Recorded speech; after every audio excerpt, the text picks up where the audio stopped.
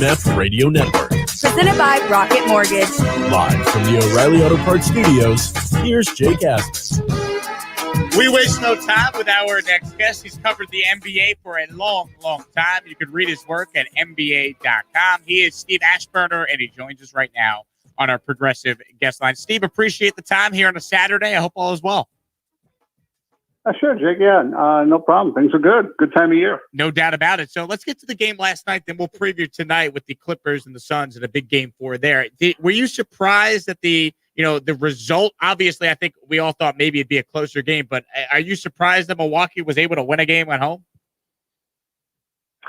No, win a game at home? No. I was surprised at the margin. I was surprised at the dominant team performance that they gave. I was surprised that they were so effective against Trae Young after what Young had done in the first game. I didn't expect him to duplicate his 48 points, but I did think he would do better than 15 points on 16 shots.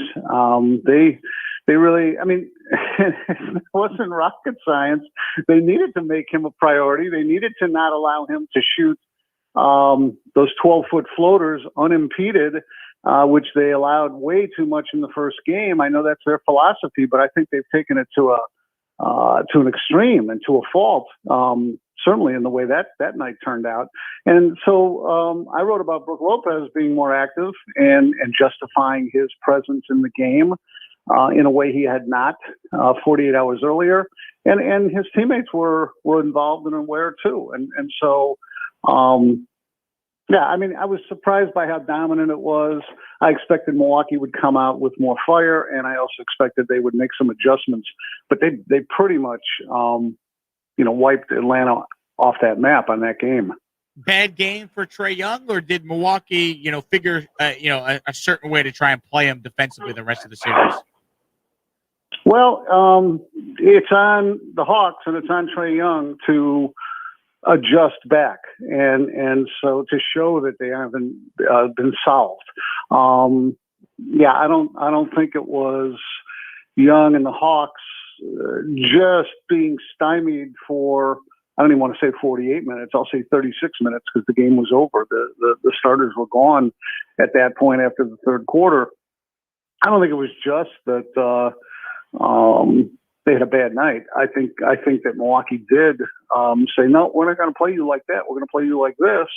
And now it'll be on Nate McMillan and Young and the other Hawks to, figure out ways that, all right, we have to thwart that defense now, not the defense that we saw in the opener. Steve Aschburner joining us here, senior writer at NBA.com, talking NBA and NBA playoffs, of course, with him. Looking ahead now from the Bucks' perspective, Steve, I mean, if not now, then when for this team, right? It seems like their path to the finals has, couldn't have gone any better for them, with Philly, of course, losing to the Hawks. I mean, is there an enormous amount of pressure on Mike Budenholzer to get it done with this Bucks team? I guess so. I think that's probably fair. Some people speculated that he needed to get out of the second round in order to preserve his job. But I think now that it's Atlanta, not Philadelphia, that they actually had home court. They don't right now, but they did in the series by seeding.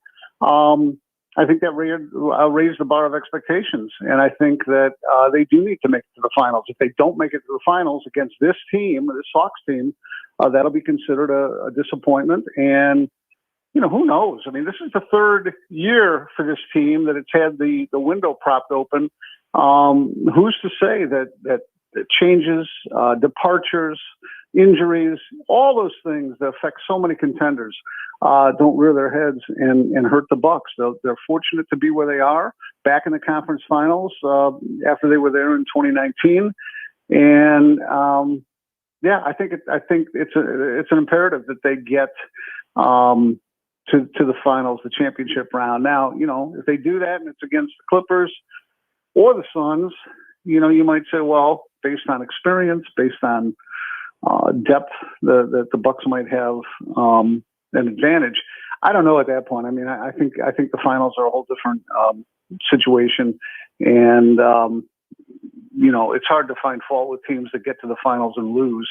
But that just means there's going to be more focus on Milwaukee to try and do it again if that's the way this thing turns out. Steve Aschburner with us here talking NBA with him. Steve, let's change gears, talk about the game coming up tonight in Los Angeles. More pressure on the Clippers to even up the series, or the Suns, who got Chris Paul back, to not let the Clippers get right back in the series, going back 2 games apiece to Phoenix?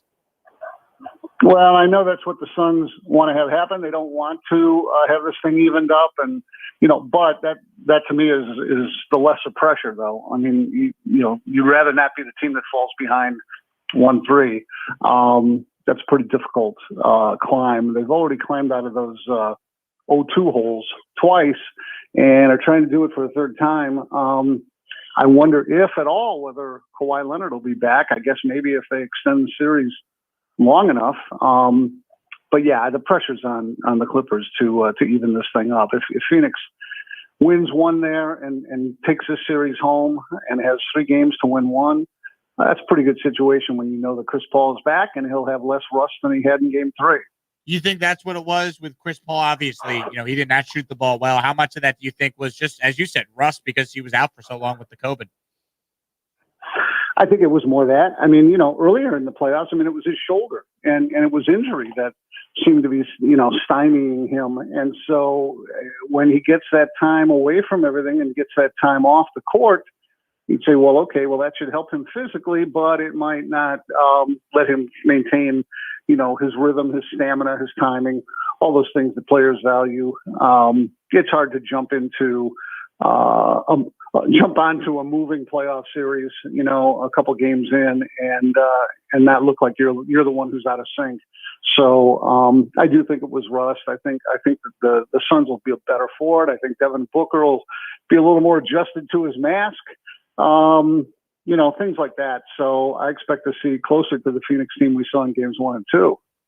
Steve, let's go around the NBA because a lot of things happening in addition to what's going on the court with the playoffs. What was your reaction to the Jason Kidd hire by the Mavericks? And what have you made of what's been going down the last couple of weeks with the Mavericks front office? And obviously, all eyes being on Mark Cuban here. Yeah, I think there's pressure on Mark Cuban to stabilize things. And there've been sort of negative headlines that have come out on that franchise. A few years back, it was the front office and the atmosphere in which female employees felt they were working at that place. It was, we saw what Cuban sort of authorized or engineered after the 2011 championship, where probably a little too zealous in, we're going to be ahead of the curve. We're going to break up this team. We're not going to let it get old before our eyes. And they started to dismantle things and never quite pieced it back together again. So that wasn't good. And then, the political conflict, the power struggle in the basketball operations that played out over the last couple of weeks came to light in a story in The Athletic. And boy, within days, it was blowing up. I've known Donnie Nelson since he, was going to college and the son of Don Nelson when I was in Milwaukee and Nelly was coaching there. And, I consider him to be, one of the most stable and reliable and effective front office guys in the league. And so that he ended up out. Rick Carlisle, coach of the year, championship winning coach, he ends up out. We'll see. I've covered Jason Kidd's Milwaukee teams when he was head coach there. There was controversy there over what seemed like power grabs by Jason Kidd. His time in Brooklyn didn't go well. He seemed to, want more control over things than they were comfortable giving him. We'll see how it works out in Dallas. On paper, there's no excuse whatsoever that Jason Kidd should not be a tremendous NBA head coach. The vision that he had as a player, the position that he played as a point guard, how he saw the game, how he ought to be able to coach up not just the guards on his roster, but everybody else. He knows what it takes to put the ball in guys' hands. He ought to be tremendous. I don't know that we've seen the best of him yet. I think maybe his ambitions or his distractions and maybe got a little bit the better of him. how does the kid hire and everything going on with the Mavericks, how does that impact the future of Kristaps Porzingis? Well, I mean, whether they hired Kidd or hired somebody else or even kept Carlisle, I mean, I guess if they kept Carlisle, they could maintain the status quo. But I mean, Porzingis seems like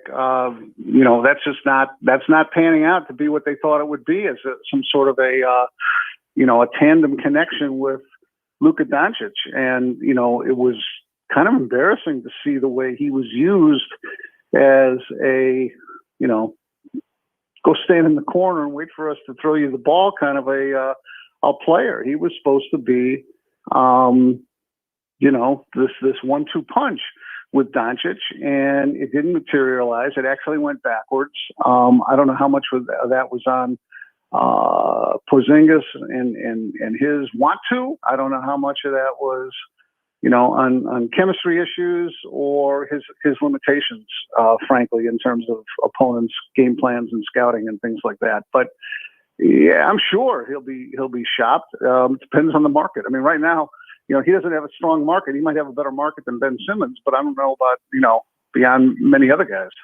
You mentioned Ben Simmons, Steve. That's where I wanted to go next. Do you believe the Sixers, when they come out and they put it out there to the media that, we're committed to Ben Simmons?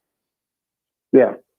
Well, what are you going to do? You're going to tell people that, boy, this is the worst car I've ever had. I can't wait till I unload it on somebody else. Or, when you're looking to sell or get rid of or trade anything, I mean, you don't want to drive the value down any more than it might already be driven down. And I think that Ben Simmons, I don't want to say exposed, but people were able to focus on some serious limitations in his game. And it's not so much even physical stuff. To me, it's confidence, it's mental, it's willingness to improve and work hard. I was more concerned about him becoming, and this is kind of a season-long thing, not just in the playoff series, becoming kind of defiant. I mean, he would tout himself as a defensive player almost to make up for what he was criticized for and ultimately didn't do or wouldn't do as an offensive player. And it's like, no, that's the wrong approach. I mean, I understand that last off season was a short one, and they're going to have a short one again. They're going to have a longer off season than they might have had they won won that series. But you still have to put the time in, and if you can't get some improvement in your shooting range in the off season, then keep working on it in training camp and regular season and practice days, what few there are in between games. I mean, he's got to develop a willingness and a competency of 15 feet or so, I would think. I mean, he doesn't have to be a three-point shooter, but he needs to be willing to take jump shots and have some reliable range, and or he's not going to pan out. And I think that the Philadelphia fan base is they're notoriously impatient and tough when they see a guy drafted number 1 overall. When they had the whole storyline about the process shoved down their throats for years. I mean, that process pretty much netted Joel Embiid and Ben Simmons. So you'd say right now that's like 1 3/4 good players. All the other ones were sort of predictable and consensus choices. They didn't really land any sleepers at that point. So I don't blame the fans for being cranky. It's just that Philadelphia fans start out halfway cranky, and if you're going to dial that up, then you're going to have some PR issues. He's Steve Aschburner. You can follow him on Twitter at Ash. That's ASCHMBA, senior writer at NBA.com. He's been covering the league for a long time and does a great job. Steve, thanks so much for a few minutes here. Enjoy the game later tonight, and I'm sure we'll talk again soon. All right, Jake. Yep, you're welcome. Steve Aschburner with us there on the Progressive guest line. Drivers who save with Progressive save over $750 on average. We take a quick break and wrap up hour 2 of 3. This is the Jake Asman Show here on Sports Map Radio. For real. Coast to coast! Vic Fangio, I always love when he embarrasses himself. Still has absolutely no idea who's going to win that competition. Yo, your quarterback sucks. Last